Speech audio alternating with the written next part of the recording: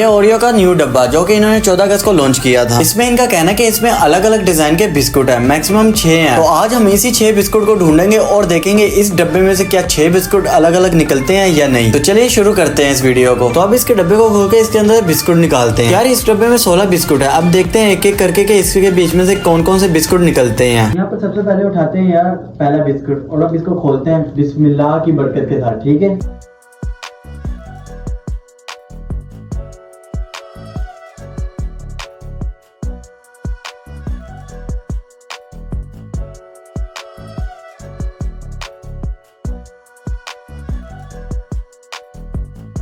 तो खैबर पख्तूनख्वा वाले निकल गए यार, मेरे साथ ना सारे इनमें से निकल गए। 6 चाहिए थे और 6 के 6 निकल गया। चलो अच्छी बात है कि यार एक ही डब्बे में से 6 निकल गए हैं। आज के लिए इतनी। अगर आपको वीडियो अच्छी लगी हो ना तो लाइक करना, चैनल को हमारे सब्सक्राइब करना, और अगर आप चाहते हैं इसी तरह की वीडियो आपको मिलती रहे तो यार सब्सक्राइब कर लो। तो मिलते हैं अगली वीडियो में। अल्लाह हाफिज।